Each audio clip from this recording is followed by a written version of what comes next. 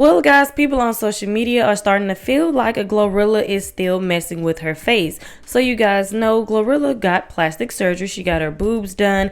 She also got her nose done. And some people also feel like she got a BBL. But then she says that she didn't get a BBL and that she has been in the gym. So a Twitter user said Glorilla got facial balancing done and it was money well spent. They didn't live without her eyes and shaved down that nose. Hello, gorgeous. And Glorilla clapped back and said delusional. Now, Glorilla is pretty open about everything that she has gotten done, like her boob job. And when everybody was saying that she got a nose job, she basically said that she did.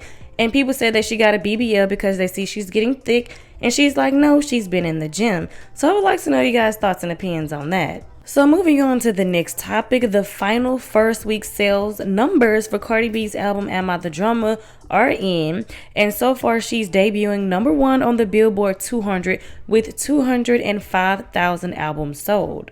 Now this number is bigger than what everybody thought she was going to sell, because a lot of people thought she was going to sell 125,000 to 150,000 units, but she sold 205,000 units. Now, a lot of people already feel like Cardi B cheated when it came to this album, because her last album was Invasion of Privacy, came out like 7 years ago, right?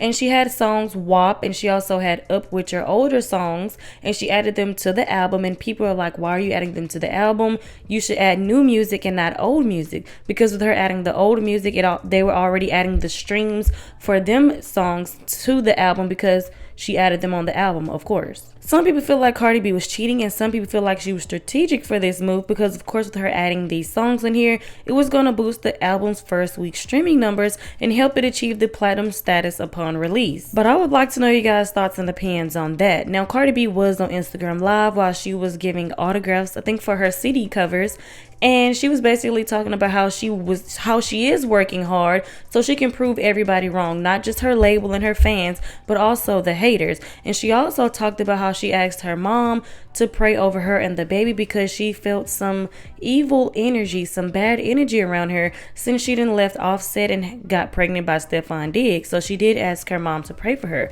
So you guys go ahead and take a listen. I called my mom the other day to pray over me and my baby, because I feel like a lot of weirdness has been coming out from people and women and all this stuff ever since I announced that I was pregnant.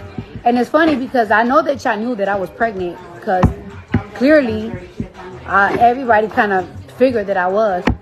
But the negativity and the weirdness that people are bringing and putting, I told my mom, like, please pray for me and for the Lord to cover me. You know what I'm saying? Of course, I got my Babalaos and everything, and of course, people pray for me all the time. But like, there's nothing like I personally believe nothing is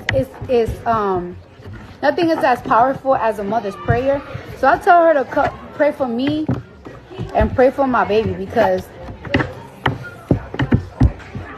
I feel like it's just like a lot of dark energy. And like, when I say energy, there's a lot of weird bitches that like will wish you weird shit on your kid, like stillbirth, death,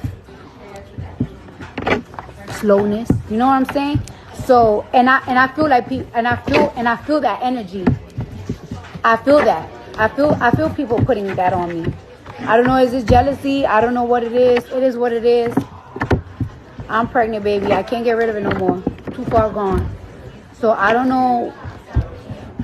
I just feel it, because it's just like, yeah, my fans know it though. Like, there's just been a lot of like tension, and it's like, damn, the baby, the drama. The baby, the drama. And I've been pregnant a whole bunch of times, motherfuckers. I just feel like it's just too much negativity. But yeah, I ain't fucking with my mom's prayer. Because one thing about my mom, she's like an angel on earth. So that post that feed made, it was so beautiful. I have been working my ass off. But you know why I've been working my ass off? Because I'm not even going to lie to y'all. I know what people was thinking. I know what everybody was thinking, right? Not everybody like y'all and stuff like that. But I know like let's be for real, right? Like, I know what like my team, my label, I knew what my team, my label, my management, and I knew what my fans was gonna feel. I know if I was to tell them like it's like I'm pregnant, they're gonna be like, bitch, are you fucking kidding me? So, you know, I'm the type of person that I don't like to disappoint people. It's not about proving a point, because I don't got to prove a point to my team or like my label or like my fans. But like, I don't like to let people down. That's why I'm a person. I fucked this one up. That's why I'm a person that is like, one thing about me, you know what's my biggest problem? I do not know how to say no to people. So I'm also like, I'm a big people pleaser. So I was like, yo, me being pregnant, I know what people are gonna say. I know people are gonna be disappointed, and I don't want to disappoint nobody. So I'ma just not disappoint them in work. You know, a lot of people in the beginning of the year, you know, they have so many plans. We always been talking about going on tour, putting out an album. I got other things coming up next year besides tours. So, you know, people been, like, you know, my team been planning for a long time how my year is, my next 2 years is going to look like.